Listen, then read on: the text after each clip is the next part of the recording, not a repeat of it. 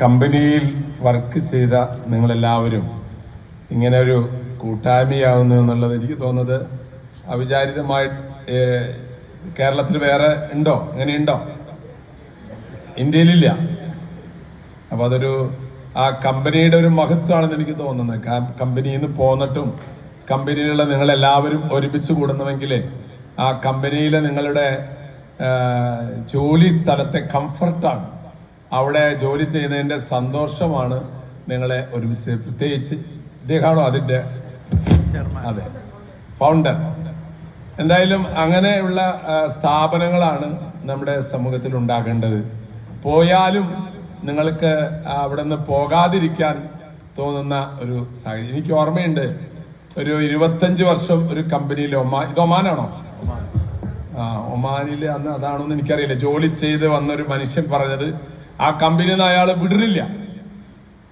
ആള് പ്രായമായിട്ടും താൻ പ്രായമായാലും ഈ കമ്പനിയിൽ നിന്നാൽ മതി, പോണ്ടെന്ന് പറയാം. അതെന്തുകൊണ്ടാണ്? പ്രിയമുള്ള സഹോദരങ്ങളെ, നമ്മളെ മറ്റുള്ളവർ ഇഷ്ടപ്പെടുന്നത്, നമ്മളെ മറ്റുള്ളവർ വിലമതിക്കേണ്ടത് നമ്മുടെ ജീവിതത്തിൻ്റെ സത്യസന്ധത കൊണ്ടും ആത്മാർത്ഥത കൊണ്ടും സൗഹൃദം കൊണ്ടുമാണ്. ഈ 3 കാര്യങ്ങളാണ് സൗഹൃദം, ആത്മാർത്ഥത, സത്യസന്ധത. ഇത് നിങ്ങളുടെ ഈ കൂട്ടായ്മയിലുണ്ടെങ്കിൽ ഒരു കാലത്തും ഈ കൂട്ടായ്മ നിന്നു പോകില്ല. അതാണ് നമുക്ക് വേണ്ടത്. മനുഷ്യന് ആവശ്യം നമ്മളെ മനസ്സിലാക്കുന്ന ഒരു മനുഷ്യനെങ്കിലും നിങ്ങളുടെ ജീവിതത്തിൽ ഉണ്ടാകണം. 1000 പേര് വേണ്ട, ഒരാളെങ്കിലും നിങ്ങളെ മനസ്സിലാക്കുന്നവരുണ്ടായിരുന്നെങ്കിൽ എത്രയോ മനുഷ്യർ ആത്മഹത്യ ചെയ്യുമായിരുന്നില്ല. അനേകം പേരും ജീവിതത്തിൽ കടന്നു പോകാൻ ആഗ്രഹിച്ചത് എന്നെ മനസ്സിലാക്കാൻ ആരുമില്ല. ഒരു നല്ല വാക്കും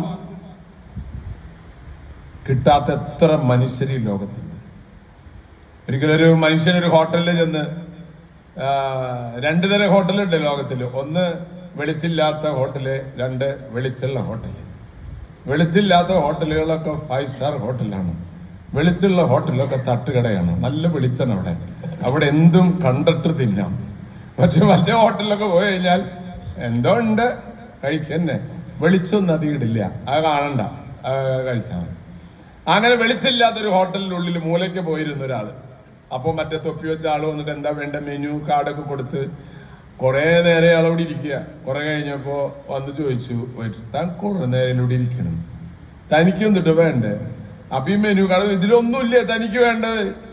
അപ്പോൾ അല്ല, എനിക്ക് തനിക്കെന്താ വേണ്ട പറ, കുറെ നേരമായാലും വന്നിരിക്കണേ, എനിക്ക് 2 നല്ല വാക്കും 1 ഓറഞ്ചും മതി. 2 നല്ല വാക്കും 1 ഓറഞ്ചും. ഇന്ന് മനുഷ്യനെ കിട്ടാത്തത് അതാണ്. ഓറഞ്ച് വേണമെങ്കിൽ കിട്ടൂട്ടാ, 2 നല്ല വാക്ക്. അപ്പൊ നിങ്ങൾ ഈ സൗഹൃദം എത്രാമത്തെ 11 വർഷമായി നിങ്ങള് കേരളത്തിൽ മുഴുവൻ ആൾക്കാരാണോ? യെസ്. അതൊക്കെ ഒരു അപൂർവ സംഗമങ്ങളാണ്. പ്രിയമുള്ളവരെ, നമ്മൾക്ക് ആരും അപരിചിതരല്ല എന്ന് നിങ്ങൾക്ക് തോന്നുന്നുവോ അന്ന് നിങ്ങൾ വിജയിച്ചു. നമുക്കെല്ലാവരും സ്ട്രേഞ്ചേഴ്സ് ആവാണ്. അല്ല, നമ്മളെല്ലാവരും ഒരേ ജന്മം സ്വീകരിച്ചവരാണ്. ഒരേ ജന്മം, മനുഷ്യ ജന്മം സ്വീകരിച്ചവരാണ്. ആണാണ്, ചിലത് പെണ്ണാണ്, ഒരു വ്യത്യാസമില്ല. ഭക്ഷണം കഴിക്കുന്നത് ഒരേപോലെ തന്നെയാണ്, ജനിക്കുന്നത് ഒരേപോലെ, മരിക്കുന്നത് ഒരേപോലെ. പെണ്ണാണെങ്കിലും ആണാണെങ്കിലും മനുഷ്യനാണ് എന്നുള്ളതാണ് ഏറ്റവും മഹത്വമുള്ളത്. ഈ ഭൂമിയിലെ ഒരു മനുഷ്യനായി നമ്മൾ ജനിച്ചു. ഈ ലോകത്തിലെ ഏറ്റവും വിലപിടിപ്പുള്ളത് മനുഷ്യനാണ്. ഏറ്റവും നിങ്ങളെ കാണുന്ന ഈ ടൗൺ ഹാൾ, ഇതൊരു മനുഷ്യന്റെ മനസ്സിൽ നിന്ന് വന്നതാണ്. ഞാൻ ഈ സംസാരിക്കുന്ന ഈ മൈക്ക്, അതൊരു മനുഷ്യൻ നിർമ്മിച്ചതാണ്. നിങ്ങൾ പുറത്തു കിടന്നാൽ കാണുന്നതെല്ലാം, നിങ്ങൾ ഒമാനിലല്ല, ദുബായിലല്ല, അമേരിക്ക എവിടെ ചെന്നാലും മനുഷ്യന്റെ സൃഷ്ടിയാണ്. നിങ്ങളിരിക്കുന്ന കസേര ആരോ ഉണ്ടാക്കിയതാണ്, തന്നെ ഉണ്ടായതല്ല. മനുഷ്യൻ എത്രയോ മഹത്വമുള്ളവനാണ്. എന്നാൽ അവനെ വല്ലോരും ബഹുമാനിക്കുന്നുണ്ടോ? അതാണ് പ്രശ്നം. മനുഷ്യന് ആർക്കും വേണ്ടപ്പോ, അവന്റെ കയ്യിൽ കാശുണ്ടെങ്കിൽ അവന് വേണം, അവനെ കൊണ്ട് വല്ല ഉപയോഗം ഉണ്ടെങ്കിൽ അവനെ വേണം. ഒരു ഉപയോഗവും ഇല്ല, 4 കാശിനും കാര്യമില്ല എന്ന് വെച്ചാൽ എന്തായിരുന്നു? നിങ്ങള് ഗൾഫിൽ നിന്ന് വരുമ്പോ 3-4 കാറായിട്ടാണ് വരണ ആൾക്കാര് പെട്ടി എടുക്കാൻ. ഞാൻ പെട്ടി പിടിക്കാടാ. വന്നിറങ്ങുമ്പോ ദേ വരുന്നു ഫ്രണ്ട്സ്, ബന്ധുക്കള് ഒക്കെ പെട്ടിപിടിക്കാൻ. എന്തായിരുന്നു ബഹളം? മറ്റേ മലപ്പുറം കത്തി, തോക്ക്, മറ്റേ എന്ന് പറഞ്ഞ പോലെ എന്തെല്ലാം സാധനങ്ങളായിട്ട് വരും. ഇതെല്ലാം കഴിഞ്ഞ് കൊറോണ വന്നിട്ട് ദേ വരുന്നു അന്തോണി എയർപോർട്ടില്, ആരുമില്ല. ഇനി വന്നോൻ തന്നെ ദേ മേലാലിന്റെ വീട്ടിക്ക് വരരുതിട്ടാ. അല്ലടാ, ഞാൻ വന്നിട്ട് ദയവ് ചെയ്ത് വീട്ടിൽ വരരുത്. പെട്ടി പിടിക്കാൻ പോയിട്ട് അവനെ കാണണ്ടാന്ന്. അതാണ് ലോകം. അതായത് നമ്മളെ ഉപയോഗമുള്ളപ്പോൾ എല്ലാവർക്കും നമ്മളെ വേണം. അതല്ല പ്രിയമുള്ളവരെ, ഉപയോഗം നോക്കിയിട്ടല്ല നമ്മൾ മനുഷ്യനെ സ്നേഹിക്കേണ്ടത്. അവൻ മനുഷ്യനാണെന്നുള്ളത് കൊണ്ടാണ്. ഏറ്റവും വിലപിടിപ്പുള്ളത് മനുഷ്യൻ. അത് ദൈവത്തിന്റെ അത്ഭുതമാണ് മനുഷ്യൻ. അവന് സൗന്ദര്യമുണ്ടോ, വെളുത്തതാണോ, കറുത്തതാണോ, കാശുണ്ടോ? നീ അന്വേഷിക്കുന്നത് വേറെ എന്തോ ആണ്. മനുഷ്യനെ അല്ല നീ അന്വേഷിക്കുന്നത്. ഏതോ മഹാനായ മനുഷ്യൻ നിങ്ങൾ കേട്ടിട്ടുണ്ടാവും അല്ലെ? നട്ടുച്ച നേരത്ത് ഒരു റാന്തൽ വിളക്കുമായിട്ട് ആരാള്? ഏതൊരു മഹാനായ മനുഷ്യനാണ്, പേരോർമ്മയിൽ വരുന്നില്ല. അയാള് ഒരു റാന്തൽ വിളക്കായിട്ട് നട്ടുച്ച നേരത്ത് ടൗണിൽ കൂടെ നടക്കുക. അപ്പൊ ഇയാൾക്ക് ഭ്രാന്തുണ്ടെന്ന് വെച്ചാൽ, എന്താ തനിക്ക് ഭ്രാന്തുണ്ടെന്ന് വെച്ചു, താൻ തൊട്ട് ഈ വെളുക്കം പിടിച്ച് നടക്കണ ഈ നട്ടുച്ച നേരത്ത്. അല്ല, ഞാൻ മനുഷ്യനെ അന്വേഷിക്കുകയാണ്. ഞങ്ങളൊന്നും മനുഷ്യനല്ലോ. ആ മഹാൻ പഠിപ്പിക്കുകയായിരുന്നു. നട്ടുച്ച നേരത്ത് റാന്തവിളക്കുമായി ടൗണിലെ ഓരോരുത്തരുടെയും മുഖത്ത് ഇങ്ങനെ നോക്കി നടക്കുക. ഇയാൾ താൻ എന്തുട്ടി നോക്കണേത്? അല്ല, മനുഷ്യനെ ഞാൻ അന്വേഷിക്കുകയാണ്. മനുഷ്യനെ കാണാനില്ല. നിങ്ങൾ പറയൂ പ്രിയമുള്ളവരെ, മനുഷ്യനെ ഇന്ന് കാണാനുണ്ടോ? മനുഷ്യ കോലത്തിലുള്ള മനുഷ്യനാണ്. മനുഷ്യന്റെ ഈ ആകൃതിയല്ല, മനുഷ്യൻ എന്ന് പറയുന്നത് ഉള്ളിലുള്ള മനസ്സാണ് മനുഷ്യൻ. ആ മനുഷ്യനെ കാണണ്ടോ? നമുക്കൊരു മനുഷ്യനെ കാണുമ്പോൾ എന്തൊരു ആശ്വാസം ഉണ്ടാകേണ്ടത്. ഇന്ന് മനുഷ്യനെ കാണുമ്പോ പേടിയാ. ഇനിയിപ്പോ എന്താ ഇത് ചെയ്യാൻ വെക്കിട്ട് വേറെ എന്തൊരു ദ്രോഹം ചെയ്യാന്ന് മനുഷ്യനൊന്നൊരു പേടി സ്വപ്നമായി മാറി. പണ്ട് മനുഷ്യനെ കാണുമ്പോൾ നമുക്കൊരു ആശ്വാസമാണ്. ആരോ കണ്ടു, ആ സന്തോഷം ഇപ്പൊ ഉണ്ടോ? നമ്മളടുത്തേക്കുമ്പോ ഈ ആള് വല്ലതും ചെയ്യോ, മെക്കിട്ട് കയറോ, എന്തൊട്ട് പേടിയാണ് ഇപ്പൊ മനുഷ്യൻ കാണുമ്പോ. നിങ്ങളുടെ കൂട്ടായ്മ മനുഷ്യൻ എന്നുള്ളതിന്റെ പേരിലായിരിക്കട്ടെ. അവൻ കറുത്തതോ വെളുത്തതോ ജാതിയോ അല്ലെങ്കിൽ സമ്പന്നനോ ദരിദ്രനോ ഇല്ലാതെയല്ല നിങ്ങളെങ്ങനെ കൂടിയിട്ടുള്ളത്, അല്ലേ? അങ്ങനെയല്ലേ? ആ കൂട്ടായ്മ ദൈവം ആഗ്രഹിക്കുന്ന ഒരു കൂട്ടായ്മയാണ്. എല്ലാ മനുഷ്യരും തുല്യരാണ്, എല്ലാ മനുഷ്യരും. ഞാൻ വത്തിക്കാനിൽ അവിടെ സുഹൃത്തുക്കളൊക്കെ ആയിട്ട് ഇങ്ങനെ സംസാരിച്ചിരിക്കുമ്പോൾ ഒരു ഹോട്ടലിൽ ഭക്ഷണം കഴിക്കുമ്പോൾ അവിടെ നടന്നൊരു സംഭവം എന്നോട് പറഞ്ഞു. ഞാൻ ഞെട്ടിപ്പോയി. സ്വത്തിന്റെ പേരിലെ, സ്വത്താണല്ലോ ഇന്ന് ഏറ്റവും പ്രധാനം, പണം, സ്വത്ത്, അതിനുവേണ്ടി എന്തും മനുഷ്യൻ ചെയ്യും. മനുഷ്യൻ അങ്ങനെ ആയിരുന്നില്ല. ഇന്ന് സ്വത്തിന് വേണ്ടി കാത് മുറിച്ചെടുക്കും, സ്വർണത്തിന് വേണ്ടി കൈ വെട്ടിക്കൊണ്ടുപോകും. അതുപോലത്തെ ഒരു ലോകമായി. അവിടെ പറഞ്ഞത് അപ്പനും മോനായിട്ടുള്ള തർക്കം. ഒരു ദിവസം അപ്പനെ കാണാനില്ല, കുറെ നാളെ അപ്പനെ കാണാനില്ല. ഇവ എന്ത് ചെയ്ത്, ചുമരുണ്ടല്ല, ചുമര് അങ്ങോട്ട് തുറന്നു. അപ്പനെ കൊന്നിട്ട് ചുമരിന്റെ ഉള്ളിൽ വെച്ചിട്ട് സിമെന്റ് ഇട്ടു. എന്നോട് ഇപ്പൊ ഞാൻ പോലീസ് കമ്മീഷണർ അടുത്തൊരു ടോക്കിന് വന്നപ്പോ പറഞ്ഞു, അച്ഛത് പൊതുവിൽ പറയല്ല അച്ഛോ, ആൾക്കാരിപ്പോ ഇനിയിപ്പോ അതായിരിക്കും പരിപാടി. ഇപ്പൊ ഞങ്ങള് സെപ്റ്റി ടാങ്കിലാണ് തപ്പണേന്ന് പറഞ്ഞത്. ഞാൻ എന്നോട് പറഞ്ഞത്, ഇപ്പൊ ഞങ്ങൾ മൊത്തം സെപ്റ്റി ടാങ്ക് ആരും തപ്പില്ല എന്ന് വിചാരിച്ചേ. അപ്പൊ അതിനാണ് കൊണ്ടിട്ടിരുന്നേന്ന് ആൾക്കാരെ. ഇപ്പൊ അച്ഛൻ ഇത് പറഞ്ഞാൽ പിന്നെ ചുമരുമ്പോ തപ്പണ്ട വരും. ഞാൻ പറഞ്ഞു, നിങ്ങൾക്ക് ലാഭമായില്ലേ, ഈ സെപ്റ്റി ടാങ്കിലൊന്നും പോകേണ്ട ആവശ്യമില്ലല്ലോ. പ്രിയമുള്ളവരെ, നിങ്ങൾ ആലോചിച്ച് നോക്കൂ. നമുക്കൊരാളുടെ മുഖത്ത് നോക്കി സന്തോഷത്തോടെ ചിരിക്കാനോ സന്തോഷിക്കാനോ പറ്റാത്തൊരു ലോകം. നിങ്ങളുടെ ഈ സൗഹൃദം എന്തും നിലനിൽക്കാം. ഞാൻ ചില ചിന്തകൾ നിങ്ങളോട് പങ്കുവയ്ക്കാം. നിങ്ങൾ മുറ്റത്തിറങ്ങുമ്പോൾ മരങ്ങളെ നോക്കൂ. ആ മരങ്ങളിൽ പഴങ്ങളും ഇലകളും കായ്കളൊക്കെ ഉണ്ടാകും. പക്ഷെ മരങ്ങൾ ഒരിക്കലും അതിൻ്റെ ഫലങ്ങൾ കഴിക്കാറില്ല. നിങ്ങളിവിടെ നിന്ന് ഇറങ്ങുമ്പോൾ ഭാരതപ്പുഴയോ ചാലക്കുടി അതിരമ്പുള്ള പുഴയോ നിങ്ങൾ നോക്കൂ, ഒരു നദിയും ആ നദിയിലെ വെള്ളം കുടിക്കാറില്ല. മുറ്റത്തിറങ്ങിയിട്ട് നേരെ മുകളിലേക്ക് നോക്കൂ, നിങ്ങൾ സൂര്യനെ നോക്കൂ. സൂര്യൻ ഉദിക്കുന്നത് സൂര്യന് വേണ്ടിയിട്ടല്ല, മഴ പെയ്യുന്നത് മഴയ്ക്ക് വേണ്ടിയിട്ടല്ല. നിങ്ങൾ ഇറങ്ങിയാൽ ഇവിടെ ചില ചെടികളിൽ പൂക്കൾ കാണും. ആ പൂക്കളിൽ സുഗന്ധം കൊണ്ട്, ആ സുഗന്ധം ആസ്വദിക്കാനല്ല പൂ സുഗന്ധം സൂക്ഷിക്കുന്നത്. ഇത് പ്രകൃതിയുടെ നിയമമാണ്. പ്രകൃതിയിലെല്ലാം മറ്റുള്ളവർക്ക് വേണ്ടിയിട്ടാണ്, മറ്റുള്ളവർക്ക് വേണ്ടിയിട്ടാണ്. മനുഷ്യൻ മാത്രമാണ് മറ്റുള്ളവരെ കൊണ്ട് ജീവിക്കുന്നവൻ ആയിരിക്കരുത്. നാം ജീവിക്കണം, നാം മൂലം മറ്റുള്ളവരും ജീവിക്കണം. അപ്പോഴാണ് മനുഷ്യൻ പൂർണ്ണനാകുക. എനിക്കെല്ലാം ഉണ്ട്, എനിക്ക് സുഖമുണ്ട് എന്ന് പറഞ്ഞ് ജീവിച്ചാൽ വെരി ഗുഡ്. പക്ഷേ മറ്റുള്ളവർ, others must be happy because of you. ഞാൻ കാരണം മറ്റൊരാൾ സന്തോഷിക്കുന്നുണ്ടെങ്കിൽ നിങ്ങളുടെ ജീവിതം സാഫല്യമണിയുന്നതായി നിങ്ങൾക്ക് തോന്നും. നിങ്ങൾ മൂലം മറ്റുള്ളവർ സന്തോഷിക്കണം.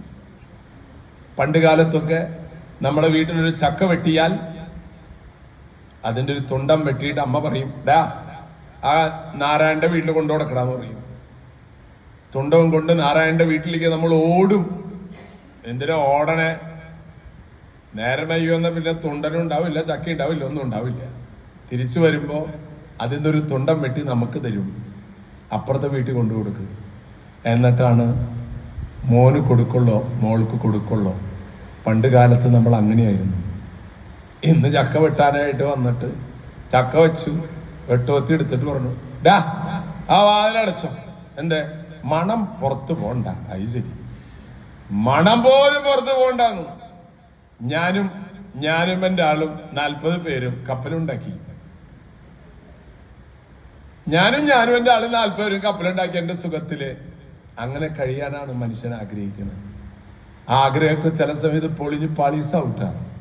2ാം നില മുകളിൽ നിന്നിട്ടാണ് ഇവിടെ ബോട്ടേ ബോട്ട് ബോട്ടേ 2018 വിളിച്ചത് ഒരാള് ബോട്ടിന്ന്. ഇവിടെ ഈ തൃശ്ശൂർ പട്ടണത്തിൽ 2ാം നില മുകളിൽ ബോട്ടേ. ഏത് ബോട്ട്? നീ ബോട്ടുണ്ടാക്കി പറ്റേ. കൊല്ലത്തുനിന്ന് വന്ന ആളുടെ ബോട്ടിൽ കയറിയിട്ട് അവൻ രക്ഷപ്പെട്ടത്. അപ്പോഴും മനസ്സിലാവണവന് എന്ത്, ഞാൻ എൻ്റെ സമ്പത്ത് എൻ്റെതൊക്കെ ഉണ്ടായി ജീവിക്കും ഇല്ല.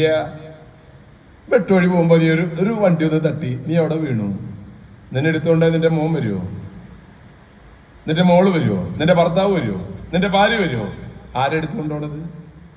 ആ വഴിയിൽ കണ്ട ഒരു നല്ല മനുഷ്യൻ ഉണ്ടെങ്കിൽ നിന്നെടുത്തു, അല്ലെങ്കിൽ അവിടെ കിടന്ന് ചത്തു.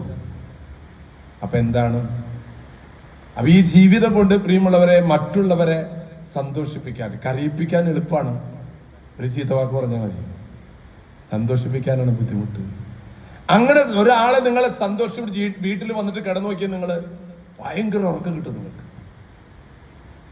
നിങ്ങൾ ട്രൈ.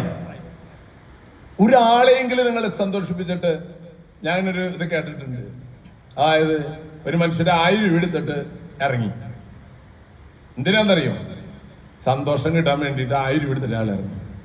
അയാൾ ഇറങ്ങി ടൗണിൽ കൂടെ ചെല്ലുമ്പോൾ ചെരുപ്പ് കുത്തുന്ന ഒരാളിരിക്കണം. അയാളുടെ അടുത്ത് വന്നിട്ട് ഇയാൾ പറഞ്ഞു, എടോ എങ്ങനെയുണ്ട്? ചെരുപ്പൊക്കെ കുത്തി അങ്ങനെ പോണു. ഓക്കെ, അതെ, ദൈവത്തിലൊക്കെ വിശ്വാസം ഉണ്ടോ? പിന്നെ ദൈവാനുഗ്രഹം കൊണ്ടാണ് നിങ്ങനെ നടന്നു പോണത്. ആ, എന്നാ ഒരു കാര്യം പറയാനാ. എന്താ? നീ വിശ്വസിക്കുന്ന ദൈവം ഉണ്ടല്ലോ, ഒരു 1000 രൂപ തന്നു വിട്ടിട്ടുണ്ട് നിനക്ക് തരാൻ. ദൈവ, ആ 1000 രൂപ തന്നു വിട്ടിട്ടുണ്ട് നിനക്ക് തരാൻ പറഞ്ഞിട്ട്. ദൈവം 1000 രൂപ എന്താ വിശ്വാസല്ലേ? ഉണ്ട് വിശ്വാസം ഉണ്ട്. അപ്പൊ അതേ 1000 രൂപ തന്നു വിട്ടിട്ടുണ്ട്. അപ്പൊ ഇയാളുടെ ഉള്ളിൽ എന്താ തോന്നുന്നത്? ദൈവം തന്നു വിടെ 1000 രൂപ. എന്തായാലും വാദിച്ച 1000 രൂപ പോവും. അങ്ങനെയൊന്നും ദൈവം തന്നുവിടില്ല. വേണ്ട, ഞാൻ പോവാം. അല്ല, തന്നു വിട്ടിട്ടുണ്ടാവും. നിങ്ങളുടെ തന്നു ഇത് എടുത്തോ. അങ്ങനെ അയാള് ഈ 1000 രൂപ ഈ ചെരുപ്പൂത്തിക്ക് കൊടുത്തു. ഇയാള് 1000 രൂപ വാങ്ങിച്ച കാശ് തന്ന അയാള് നടന്നു പോവാണ്. ഈ കാശ് കിട്ടിയ ആളുണ്ടല്ലോ 1000 രൂപ നോക്കും, ആ നടന്നു പോണ ആള് നോക്കും, 1000 രൂപ നോക്കും, നടന്ന ആള് നോക്കും. ദൈവം തന്നു കിട്ടുന്ന 1000 രൂപ. അപ്പൊ ഈ നടന്നു പോണ ആളുണ്ടല്ല 5-6 സ്റ്റെപ്പ് വെച്ചിട്ട് ഇതിങ്ങനെ ഒന്ന് തിരിഞ്ഞു നോക്കും. നോക്കുമ്പോ അയാള് ഇയാളെ നോക്കുകയാണ്. ആ ഒരൊറ്റ നോട്ടത്തിൽ ആളെ തലതിരിച്ചിട്ട് വീട്ടിൽ പോകും. അന്നത്തെ ദിവസം ഹാപ്പി ആയി. കാരണം എന്താ, 1000 രൂപ കൊടുത്ത അയാളുണ്ടല്ലോ വീട്ടിൽ ചെന്നിട്ട് പറയും, ത്രേസ്യാമ ഇന്ന് ദൈവം എനിക്ക് 1000 രൂപ തന്ന ശ്രീ. പിന്നെ അതേന്ന് ഒരു മനുഷ്യൻ വന്നിട്ട് 1000 രൂപ തന്നു. ഇയാൾ എത്ര പേരോട് പറയും? അപ്പോഴൊക്കെ അയാളുടെ മനസ്സ് സന്തോഷിക്കുക, ദൈവം എനിക്കൊരു 1000 തന്നു. അയാളെ തന്നിട്ട് പോയി. പിറ്റേ ദിവസം അയാൾ വേറെ 1000 എടുത്തിട്ട് വീണ്ടും നടക്കും. അപ്പൊ കപ്പലിൽ വിൽക്കണ ആളായിരിക്കും. ആയ് ലോനപ്പേട്ട എന്തുണ്ട്, കപ്പലിൽ വിൽക്കണേ, എങ്ങനെയുണ്ട്, ദൈവത്തിലൊക്കെ വിശ്വാസം ഉണ്ടാ? പിന്നെ വല്ലവരും വാങ്ങിച്ചാലല്ലേ ദൈവാനുഗ്രഹം കൊണ്ട്. താൻ വിശ്വസിക്കേണ്ട ദൈവം ഉണ്ടല്ലോ, 1000 രൂപ തന്നു വിട്ടിട്ടുണ്ട് ദൈവ. ഇതേ വിശ്വാസല്ലേ? 1000 രൂപ പിടിച്ചോ, കപ്പലിൽ വിൽക്കണ ചട്ടക അവിടെ വെച്ചിട്ട് നബിക്ക് നോക്കും, 1000 രൂപ ദൈവ. അവനെ നോക്കും, ഇവനെ നോക്കും. ഇയാളുടെ ഒരു സിസ്റ്റം ഉണ്ടല്ലോ, 4 സ്റ്റെപ്പ് വെച്ചിട്ട് തിരിഞ്ഞു നോട്ടം നോക്കും. മറ്റാളിട്ട് നോക്കാം, സന്തോഷായി, അയാള് വീട്ടിൽ പോയി. അയാള് മുഴുവൻ സമയം എത്ര ദിവസം പറയും, കപ്പലിന്റെ വീട്ടിൽ ഒരുത്തം വന്നിട്ട് 1000 തന്നു ഇഷ്ടം. ആദ്യം തുടർന്ന് ദൈവം തന്നു വിട്ടെന്ന് എനിക്കറിയില്ല, എന്താണ് ആവോ. സന്തോഷായ അതിപ്പോ എത്ര പേരിങ്ങനെ ഇറങ്ങുന്നു വിചാരിച്ചിട്ട് ഞാൻ നിങ്ങളുടെ മുഖത്തേക്ക് നോക്കണത്. പിന്നെ 1000 കൊണ്ട് സന്തോഷം. പ്രിയമുള്ള സഹോദരങ്ങളെ, നമ്മൾ മൂലം മറ്റൊരാൾ സന്തോഷിച്ചാൽ അത് ക്യാരംസ് കളിക്കുന്ന ഒറ്റ അടിച്ചാൽ തിരിച്ച് നമ്മുടെ മേത്തേക്ക് അത് വരും. അതിന്റെ സന്തോഷം ഡബിളാണ്. നിങ്ങൾ ചിരിച്ചാൽ അതിന്റെ സന്തോഷം എനിക്ക് ഡബിളാണ്. നിങ്ങൾ മറ്റുള്ളവരെ സന്തോഷിപ്പിക്കാൻ പരിശ്രമിച്ചാൽ അത് 100 ഇരട്ടിയായി നിങ്ങളുടെ ജീവിതത്തിലേക്ക് തിരിച്ചു വരും. ഓപ്പോസിറ്റും ഉണ്ട്. എന്ത് എന്ത് എന്ത് നിങ്ങൾ ഒരാളെ കരയിപ്പിച്ചാൽ 100 ഇരട്ടിയായി നിങ്ങളുടെ ജീവിതത്തിലേക്കും ആ കരച്ചിൽ തിരിച്ചു വരും. So make people happy. നമ്മുടെ ജീവിതം കൊണ്ട് ആരെയും കരയിപ്പിക്കാൻ ഇടവരുത്തരുത്. കരയിപ്പിക്കാൻ ഇടവന്നാൽ തന്നെ അവർക്ക് വേണ്ടി പ്രാർത്ഥിക്കും, ഞാൻ അങ്ങനെ അവരെ കരയിപ്പിച്ചു. പക്ഷേ മറ്റുള്ളവരെ സന്തോഷിപ്പിക്കാനാണ് ഈ ജീവിതം. നിങ്ങളുടെ ഈ കൂട്ടായ്മ ഓർത്ത് എനിക്ക് സന്തോഷമുണ്ട്. കാരണം നിങ്ങളിങ്ങനെ ഒരു കമ്പനിയിൽ ജോലി ചെയ്ത ആൾക്കാരിങ്ങനെ ഒരുമിച്ച് കൂടും എന്നുള്ളത്, ഈ കൂട്ടായ്മ എന്ന് നിലനിൽക്കണം. നിങ്ങളുടെ മക്കളും മക്കളുടെ മക്കളൊക്കെ ആയിട്ട് നിലനിന്ന് പോകണം. എവിടെ നിന്നൊക്കെയോ വരുന്നു നിങ്ങൾ. ഇതാണ് മനുഷ്യന്റെ പ്രത്യേകത. മൃഗങ്ങൾ ഇങ്ങനെ കൂട്ടം കൂടില്ല, ലോകത്തിൽ ഒരു ജീവജാലങ്ങളും ഇല്ല. മനുഷ്യന് മാത്രമാണ് ഈ മനുഷ്യരോട് തമ്മിലുള്ള ഇത് ദൈവത്തിന്റെ ചൈതന്യമാണ്. നമ്മളെല്ലാം ഏത് മതവിശ്വാസികളായിക്കോട്ടെ നമ്മളെല്ലാം മനുഷ്യരാണ്. ഒരേ വികാരങ്ങളുള്ളവരാണ്, കരയുന്നവരാണ്, ചിരിക്കുന്നവരാണ്. നമ്മളെല്ലാം ഒരേ ചൈതന്യമാണ്. അത് മനസ്സിലാക്കി നിങ്ങൾ ഈ കമ്പനിയിൽ ജോലി ചെയ്തപ്പോൾ നിങ്ങൾക്ക് കിട്ടിയ സൗഹൃദം, നിങ്ങൾ ആ കമ്പനിയിൽ വന്നിരുന്നില്ലെങ്കിൽ ഇവിടെ വന്നിരിക്കുമായിരുന്നോ? ഇല്ല. ഈ ചൈതന്യം എപ്പോഴും നിലനിൽക്കണം. അതിൻ്റെ ഉള്ളിലെ അച്ഛൻ പറഞ്ഞല്ലോ, സൗഹൃദവും ആത്മാർത്ഥതയും സത്യസന്ധതയും, ഇത് നിങ്ങൾ നിലനിർത്തണം. ആരെയും ഉപയോഗിച്ചിട്ട് എന്തും നേടാനായിട്ട് പരിശ്രമിക്കരുത്. തന്നെ നിങ്ങളുടെ ജീവിതത്തിലേക്ക് എല്ലാം വരും. നിങ്ങൾ ആത്മാർത്ഥതയും സത്യസന്ധതയും സൗഹൃദവും വെച്ച് പുലർത്തുന്നവരാണെങ്കിൽ തന്നെ നിങ്ങളുടെ അടുത്തേക്ക് ഒഴുകി എല്ലാം വരും. ആശ്വാസം വരും, സ്നേഹം വരും, സമ്പത്ത് വരും, എല്ലാം വരും. ഈ ലോകം അങ്ങനെ ഒരു സൗഹൃദ കൂട്ടായ്മയായി മാറുമെന്ന് ആർക്കറിയാം? എല്ലായിടത്തും ചതികളും വഞ്ചനകളും നിറഞ്ഞു. പ്രവാസികളായ നിങ്ങൾക്കറിയാം, ദുബായിലൊക്കെ കുറേ പ്രാവശ്യം ഞാൻ പോയിട്ടുണ്ട്. എന്തുമാത്രം ചതിയും വഞ്ചനകളും മറ്റേ ഇതിൻ്റെ ഒക്കെ പ്രശ്നം ലോകത്തിലെ എല്ലാ സങ്കടങ്ങളുടെയും വേദനകളുടെയും പ്രശ്നം എന്താണെന്നറിയോ? അതിനൊരു കാരണം ഉണ്ടായത് ഈ അയൺ ബോക്സ് ഇല്ലേ, അത് കണ്ടുപിടിച്ചതിന് ശേഷമാണ് സമൂഹത്തിലെ എല്ലാ പ്രശ്നങ്ങളും ഉണ്ടായത്. അയൺ ബോക്സ് ഇല്ലാത്ത കാലത്ത് ഒരു കുഴപ്പമുണ്ടായിരുന്നില്ല. എന്തേ എല്ലാവരും ഇപ്പൊ ആലോചിക്കുക, അയൺ ബോക്സ് ഇപ്പൊ എന്തിട്ട് ചെയ്തു പറയണം. അതെ, അയൺ ബോക്സ് എന്തിനാ ഉപയോഗിക്കുന്നത്? മലയാളത്തിൽ പറയും എന്താ? ആ അയൺ ബോക്സ് എടുത്ത് തേപ്പോണ്ട് തേപ്പല്ലേ പ്രിയമുള്ളവര് ഇന്ന് നടക്കണത്. തേപ്പോണ്ട് തേപ്പാണ്. ഞാൻ ആലോചിക്കുക, നീ ഒരാളെങ്ങനെ തേച്ച് പോയിട്ട് നീ എന്ത് നേടും? എല്ലായിടത്തും അയൺ ബോക്സ് ആണ്. അതുകൊണ്ട് ഇന്ന് തന്നെ വീട്ടിൽ ചെന്നാൽ അതിൻ്റെ വയറൊക്കെ കണ്ടിച്ച് അടുപ്പിലിട്ട് കത്തിക്കുക അയൺ ബോക്സ്. അതോടുകൂടെ നിങ്ങളുടെ കുടുംബ സമാധാനങ്ങളാകും. തേപ്പ് നിർത്തുക. സത്യമല്ലേ? അതുകൊണ്ട് നിങ്ങളെ പരസ്പരം നിങ്ങളുടെ വേറെ പരിപാടികൾ എന്താണ്? നിങ്ങളുടെ ഈ കൂട്ടായ്മ മാത്രമേ ഉള്ളൂ? നിങ്ങൾ വല്ല ഇൻഷുറൻസ് പദ്ധതിയോ സഹായ പരിപാടികളൊക്കെ ഉണ്ടോ? ഏതാ? അതാണ് ഇപ്പൊ തുടങ്ങാൻ പോണത്, ചാരിറ്റബിൾ. അതെ, ചാരിറ്റബിൾ സൊസൈറ്റി കൊണ്ട് എന്താ ഉദ്ദേശിക്കണത് ഞാൻ ചോദിച്ചേ.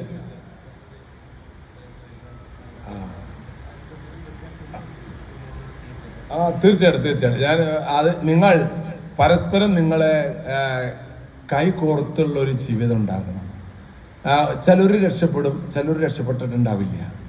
അപ്പൊ രക്ഷപ്പെട്ടു അങ്ങനെയല്ല കരുതേണ്ടത്. സർവൈവൽ ഓഫ് ദ ഫിറ്റസ്റ്റ് എന്ന് പറഞ്ഞ പോലെ ആരെങ്കിലും ഒക്കെ രക്ഷപ്പെട്ടു അങ്ങനെയല്ല. നിങ്ങൾ പറഞ്ഞില്ലേ, നിങ്ങൾ മഹാന്മാരുടെ ജീവിതം എടുത്ത് നോക്കൂ. അവരുടെ താഴെയുള്ളവരെ കരുതുന്നവരാണ്. ആ കരുതൽ നിങ്ങൾക്കുണ്ടാകണം. എനിക്ക് സൗകര്യം, എന്റെ മോന് ജോലി കിട്ടി, എന്റെ വീട് വേണത്, എല്ലാ കാര്യങ്ങളും അങ്ങനെയല്ല. അതിനൊരു ഭയങ്കര സുഖമുണ്ട് പ്രിയപ്പെട്ടവരെ. നിങ്ങൾ തോന്നുകയാണ് നിങ്ങളൊരു വീട്ടിൽ അവര് ഭയങ്കര വീട്ടിൽ ചെല്ല എന്താ ഞാൻ അറിഞ്ഞു ഒരു കാര്യം ചെയ്യാം, എനിക്ക് അധികം ഉണ്ടായിട്ടല്ല, നീ ഒരു 50,000 രൂപ എടുത്ത് നീ ആ കാര്യങ്ങൾ നടത്തി എൻ്റെ കയ്യിൽ 500 രൂപയുണ്ട്. ഭയങ്കര സന്തോഷമാണ് അവർക്ക് കിട്ടുക. കാരണം നമ്മൾ കരുതുന്ന മനുഷ്യരുണ്ടാകുക. ഒരു രോഗിയായിട്ട് ഒരാൾക്ക് എടുക്കണു, നിങ്ങൾ കാണാൻ ചെല്ലുന്നു, ഞങ്ങളൊക്കെ കൂടെ ഉണ്ട് കേട്ടോ. അവർക്കൊക്കെ വരില്ലേ പ്രയാസങ്ങളും ബുദ്ധിമുട്ടുകളും. ഈ കൂട്ടായ്മയിലുള്ള എല്ലാവരും അങ്ങനെ പരസ്പരം സഹായിക്കുന്നവരാണ്. നമുക്ക് സഹായം വേണ്ടി വരുമെന്ന് ആർക്കറിയാൻ പറയുന്ന ഒരു കാലത്ത്. അതുകൊണ്ട് നിങ്ങളുടെ ഇൻഷുറൻസ് പദ്ധതികളോ സഹായ പദ്ധതികളോ ഒക്കെ ഭംഗിയായി നടത്തണം. നിങ്ങൾ പല ജില്ലയിൽ നിന്ന് വന്നവരാണെങ്കിലും ഈ സൗഹൃദം കുറെ കഴിയുമ്പോൾ എനിക്കതായാലും വരാൻ പറ്റില്ല, പിന്നെ ഓരോ കാര്യങ്ങൾ അവനവൻ്റെ കാര്യം അന്വേഷിച്ച് നടക്കണ്ടല്ലോ, പിന്നല്ല ഇപ്പൊ ഇത് അങ്ങനെ പറഞ്ഞു ഒഴിഞ്ഞു പോകുന്നവർ കുറെ ആൾക്കാരുണ്ടാവും. കാരണം എൻ്റെ കാര്യം സുഖമായി, എൻ്റെ കാര്യം സൗകര്യമായി, ഇനി ബാക്കിയുള്ളവർ അങ്ങനെയല്ല. അത് മനുഷ്യത്വമല്ല. മനുഷ്യത്വം എന്ന് പറയുന്നത് നമ്മൾ കിട്ടിയിട്ടുള്ള സൗഹൃദം കാത്തു സൂക്ഷിക്കുക, അങ്ങോട്ടും ഇങ്ങോട്ടും ചതിക്കാതെ. മറ്റേ അയൺ ബോക്സ് ഉപയോഗിക്കേണ്ട, നമ്മൾ ഉപയോഗിക്കാതെ പരസ്പരം മനസ്സിലാക്കുന്ന, പരസ്പരം സഹായിക്കുന്ന സൗഹൃദ കൂട്ടായ്മയായിട്ട് വരിക. നമുക്കൊരു നല്ല വാക്ക് കേട്ടാൽ മതി, അന്ന് നിങ്ങൾക്ക് കിടന്നുറങ്ങാം, സുഖമായിട്ട് കിടന്നുറങ്ങാം. അതിന് നല്ല വാക്ക് കിട്ടണ്ടേ? ആ നല്ല വാക്ക് നമ്മുടെ ഉള്ളിലുണ്ട്. ഫോൺ വിളിച്ചിടയ്ക്ക് കുറേ നല്ല വർത്താനം. ഇവരുടെ കുറ്റം പറയാൻ വേണ്ടി ഫോൺ വിളിക്കാൻ ഉപയോഗിക്കരുത്. BSNL കാശുണ്ടാക്കി കൊടുക്കരുത്. വോഡഫോണിന് നല്ല കാര്യങ്ങൾ സംസാരിക്കാനും നല്ല കാര്യങ്ങൾ പങ്കുവയ്ക്കാനും അങ്ങനെ ഈ സൗഹൃദ കൂട്ടായ്മ കൂടുതൽ നിങ്ങൾക്ക് ജീവിത സൗഭാഗ്യം തരുന്നതായി തീരട്ടെ എന്ന് ആശംസിക്കുന്നു. ഞായറാഴ്ചയാണ്, ഇന്ന് വരാൻ വലിയ ബുദ്ധിമുട്ടുള്ള കാര്യമാണ്. 2 കുർബാന കഴിഞ്ഞ് അവിടെ ഇപ്പോൾ ഒരു ടോക്ക് നടന്നുകൊണ്ടിരിക്കുകയാണ്. അതിൻ്റെ ഇടയിൽ നിന്ന് ചാടിയിട്ടുള്ളതാണ്. ഇനി ചേറൂർ ഒരു 5 മണിക്കൊരു മീറ്റിംഗ് ഉണ്ട്. അത് കഴിഞ്ഞിട്ട് എനിക്ക് 8 മണിക്കൊരു മീറ്റിംഗ് പള്ളിയിലുണ്ട്. അത് കഴിഞ്ഞിട്ട് 8:30 വേറൊരു മീറ്റിംഗ് കൂടി ഉണ്ട്. ഇതിൻ്റെ ഇടയിൽ നിന്നാണ് ഞാൻ വന്നത്. കാരണം പ്രവാസികളായ നിങ്ങളുടെ ബുദ്ധിമുട്ടുകൾ അന്ന് കൊറോണ വന്ന കാലത്ത് ഇങ്ങോട്ട് കടക്കാൻ പാടില്ല എന്ന് പറഞ്ഞപ്പോൾ ഞാൻ ഒരു വീഡിയോ ഇട്ടിരുന്നു ആൾക്കാരോട്. ഇനി ഇവർ എവിടേക്ക് പോകാനാണ്, നിങ്ങൾ എന്ത് പറയണത്, ഇങ്ങോട്ട് തന്നെ വരണമെന്ന് പറഞ്ഞ് ഞാൻ ഇട്ടിരുന്നു. അങ്ങനെ സേവ് പ്രവാസി എന്ന് പറഞ്ഞിട്ട് ഞാനൊരു പദ്ധതി എൻ്റെ ഫേസ്ബുക്കിൽ ഞാൻ ഇട്ടു. സേവ് പ്രവാസി.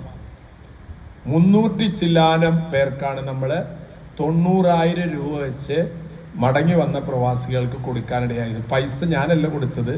ഞാൻ പറഞ്ഞു ഈ ഇങ്ങനെയുള്ള പ്രവാസികളെ തന്നെ പൈസ നേരിട്ട് അയച്ചു കൊടുത്തത് ഞാൻ ഓർക്കുന്നുണ്ട്. സേവ് പ്രവാസി ഒരു കൂട്ടായ്മയ്ക്ക് ഇപ്പൊ ഞാനത് ക്ലോസ് ചെയ്തു.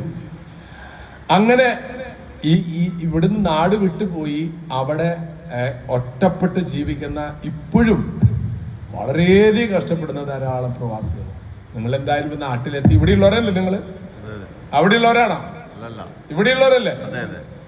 ഈ കൂട്ടായ്മകള് എല്ലാ ജില്ലകളിലും നിങ്ങൾ കൂടുക. ഇതിന് ഒരു സന്തോഷം കണ്ടെത്തണം. അവനവന്റെ സുഖങ്ങൾ മാത്രമല്ല, നല്ലൊരു സുഹൃത്തിനെ കിട്ടുക എന്ന് പറയുന്നതുണ്ടല്ല, സ്വർഗം കിട്ടുന്നത് പോലെയാണ് നല്ലൊരു സുഹൃത്ത്. അപ്പൊ നിങ്ങളെല്ലാവരും നല്ല സുഹൃത്തുക്കളായി മാറിയാൽ നിങ്ങളെ മറ്റുള്ളവരെ വീട്ടിലേക്ക് ക്ഷണിക്കും. ഇടയ്ക്ക് അങ്ങോട്ട് ചെല്ലുക, അവരുടെ കൂടെ ഇരുന്ന് വർത്തമാനം പറയുക, നമ്മുടെ അനുഭവങ്ങൾ പങ്കുവയ്ക്കുക, ഭക്ഷണമൊക്കെ കഴിക്കുക. അതാണ് ഈ ലോകത്തിലെ ഏറ്റവും വലിയ സമ്പത്ത്. സൗഹൃദങ്ങൾ ഉണ്ടാകട്ടെ. Thank you very much.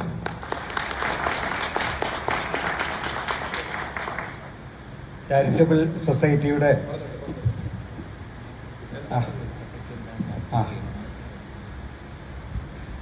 രാവിലെ നമ്മൾ കുറേ വിശദമായിട്ട് തന്നെ പറഞ്ഞാണ്. എന്നാലും ഒരു ചെറിയ കുറച്ച് വാക്കുകൾ അച്ഛൻ അറിയാൻ വേണ്ടിയിട്ട് തന്നെ, നമ്മൾ ഈ സൊസൈറ്റി രൂപീകരിച്ചത് തന്നെ തിരികെ എത്തിയ പ്രവാസികൾ ഗൾഫിലേക്കോ അല്ലെങ്കിൽ വിദേശ രാജ്യങ്ങളിലേക്ക് പോയി വിട്ടല്ല തിരിച്ചു വന്നത്. പോകുമ്പോൾ കുറച്ചറിവും കുറച്ച് കൂടുതൽ അറിവുള്ളവരൊക്കെ കൂടി ഒരു മിക്സറാണ് പോയത്. തിരിച്ചു വന്നതെല്ലാം വെൽ ഫിറ്റായിട്ടുള്ള നൈപുണ്യം കൈവരിച്ച ആളുകളാണ്. എന്ത് കാര്യത്തിലും, ഇപ്പോൾ ഓട്ടോമൊബൈൽ രംഗത്തായാലും ഓപ്പറേഷൻ രംഗത്തായാലും കൃഷിയുടെ രംഗത്തായാലും, അവിടെ കൃഷി ഇല്ലെങ്കിൽ പോലും കൃഷിയിടം പാടമില്ലെങ്കിൽ പോലും നമ്മളെക്കാൾ കൂടുതൽ കൃഷി ചെയ്യുന്ന ഇടമാണ്. അപ്പോൾ ഹൈടെക് കൃഷി രീതികളും വേസ്റ്റ് മാനേജ്മെന്റ് സംവിധാനങ്ങളൊക്കെ ഹൈടെക് രീതിയിൽ പഠിച്ച് തിരിച്ചു വന്ന ആളുകളാണ്. പ്രഗത്ഭരായ ഈ ആളുകളെ കേരള വികസനത്തിൽ പങ്കാളികളാക്കാനുള്ള ശ്രമമാണ് സർക്കാരുകൾ ചെയ്യേണ്ടത്. പക്ഷെ ഇപ്പോൾ സർക്കാരുകൾ കൊടുക്കുന്ന നിരവധി പദ്ധതികൾ ഉണ്ടെങ്കിലും ഗ്രാസ് റൂട്ട് ലെവലിലേക്ക് അത് എത്തുന്നില്ല. പഞ്ചായത്തുകളിലോ നമ്മുടെ വീടുകളിലേക്കോ ഈ മെസ്സേജ് എത്തുന്നില്ല. പെൻഷൻ കൊടുക്കുന്നുണ്ട്, തിരിച്ചു വന്ന ആളുകൾക്ക് ഗവൺമെൻറ് പല രീതിയിലുള്ള സഹായങ്ങൾ കൊടുത്ത് അവരെ പുനരധിവസിപ്പിക്കുന്നുണ്ട്. പക്ഷേ ഇതൊന്നും താഴെ ആളുകളുടെ ഇടയിലെത്തുന്നില്ല. ഇതിന് കാരണം ഞങ്ങൾ കണ്ടെത്തിയത് കാരണം ഇത് വിതരണം ചെയ്യുന്ന ആളുകൾ പ്രവാസികളല്ല. പ്രവാസികളുടെ പൾസ് അറിയുന്നവരല്ല ഈ സഹായം കൊടുക്കുന്ന ഓഫീസിലിരിക്കുന്നവർ. നോർക്കയുടെ ഓഫീസിലായാലും പ്രവാസി വെൽഫെയർ ഓഫീസിലായാലും ഇരിക്കുന്ന ആളുകൾ ഇതുമായിട്ടൊരു ബന്ധമില്ല. അതുകൊണ്ട് അവർക്ക് അറിയില്ല. അതുകൊണ്ട് ഇത് എല്ലാ ആളുകളിലെയും, പ്രത്യേകിച്ച് നമ്മുടെ ഈ കമ്പനിയിലുള്ള ആളുകൾ മാത്രമല്ല, തിരിച്ചു വന്ന മുഴുവൻ പ്രവാസികളിലും പ്രവാസി കുടുംബങ്ങളിലും ഈ ക്ഷേമ പ്രവർത്തനങ്ങൾ എത്തിക്കുകയും അവരെ കൈപിടിച്ചുയർത്തി പുതിയ സംരംഭകരാക്കുകയും 80% ആളുകൾ വല്ലാണ്ട് കഷ്ടപ്പെട്ടാണ് വന്നേക്കണത്. വളരെ ഒരുവിധം മെച്ചപ്പെട്ട് വന്നേക്കണ 20% പേരേ ഉള്ളൂ. ആ ആളുകൾക്ക് എന്തെങ്കിലും ചെയ്യാൻ പറ്റുമോ, നിലവിലുള്ള സംവിധാനങ്ങൾ അവരുടെ അടുത്തേക്ക് എത്തിക്കുകയും അത് അവരുടെ കൈകളിൽ എത്തുന്നതുവരെ ഈ ശ്രമം തുടരുകയും ചെയ്യുക. അതാണ് ഈ ചാരിറ്റബിൾ സൊസൈറ്റി ആത്യന്തികമായിട്ട് ഉദ്ദേശിക്കുന്നത്. നമ്മുടെ അതിന് ഈ സൊസൈറ്റിയുടെ ആദ്യ പരിപാടി എന്ന നിലയ്ക്ക് എറണാകുളം ജില്ലയിൽ നിന്ന് ജൂഡിന് ഒരു വാഹനം, നോർക്ക വഴിയുള്ള വാഹനം തരപ്പെടുത്തി കൊടുക്കാൻ നമുക്ക് കഴിഞ്ഞു. ആ വണ്ടി ഇവിടെ കൊണ്ടുവന്നിട്ടുണ്ട്. 7 ലക്ഷം രൂപയുടെ ഒരു വാഹനം അതാണ്. അപ്പം ഇതുപോലെ നൂറുകണക്കിന് സംരംഭങ്ങൾ ചെയ്യാം. നമ്മുടെ ഇടയിൽ ഇപ്പോൾ ഇവിടെ വന്നിരിക്കുന്ന ആളുകൾ ടാക്സി ആയിട്ട്, ടൂറിസ്റ്റ് ടാക്സി ആയിട്ട്, അപ്പോൾ നൂറുകണക്കിന് ആളുകൾക്ക് ജോലി കൊടുക്കുന്ന സംരംഭകർ ഇവിടെ വന്നിട്ടുണ്ട്. അവരെ നമ്മളൊരു 5 പേരെ ആദരിക്കുന്നുണ്ട്. പിന്നെ മറ്റൊന്ന് 35 വർഷം ജോലി ചെയ്ത 35 വർഷം അവിടെ ജോലി ചെയ്ത ആളുകളെ രാവിലെ ആദരിച്ചു. അച്ഛന് വേണ്ടി ഒരാൾ ഞങ്ങൾ ബാക്കി വെച്ചു. KC മോഹൻദാസ്. എവിടെ മോഹൻദാസ്? ഒന്ന് വരിക. മോഹൻദാസ് ഒന്ന് വരിക. പിന്നെ ഈ സർട്ടിഫിക്കറ്റ് നമ്മുടെ ചാരിറ്റബിൾ സൊസൈറ്റിയുടെ അംഗത്വം എടുക്കുന്നവർക്കുള്ള സർട്ടിഫിക്കറ്റ് ഇതാണ്. ഇത് ലൈഫ് മെമ്പർഷിപ്പാണ്. ഇതിൻ്റെ ഉദ്ഘാടനം കൂടി ചെയ്യണം. ഇത് ഏറ്റുവാങ്ങുന്നതിന് വേണ്ടി എക്സിക്യൂട്ടീവ് അംഗമായ ദീപു MR വരണം.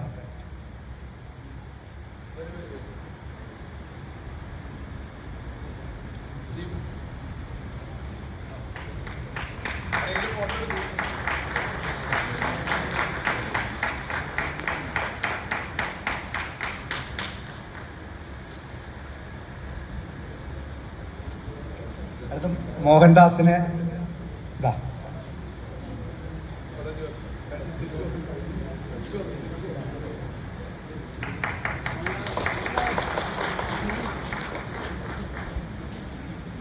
നാലഞ്ച് സംരംഭകരോട്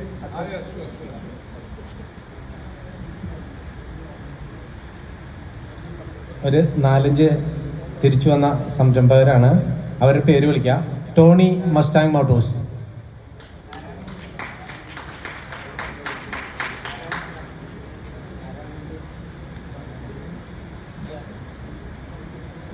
മസ്റ്റാങ് മോട്ടോഴ്സിൽ തന്നെ നാരായണൻ ഉണ്ടായിരുന്നു. ഇവിടെ ഉണ്ടോ?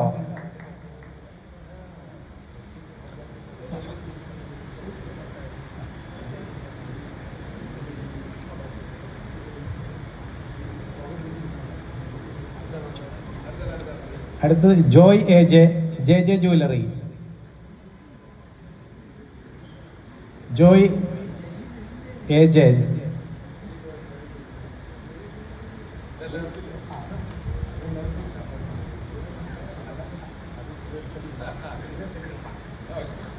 ദിബു രാമദാസ് മസ്താങ് മോട്ടോഴ്സ്, അല്ല Magnum Motors.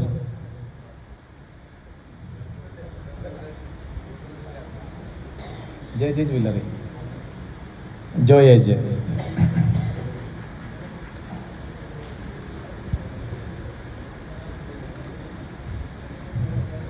Dibu Ramdas Magnum Motors.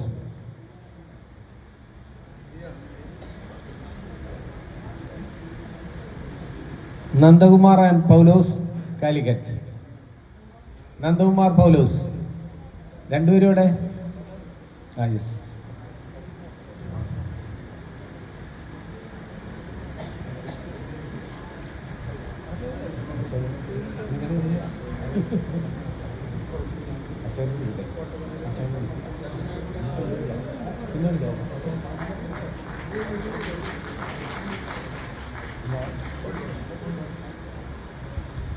K Ashokan kitchen basket consumer product Karumalloor.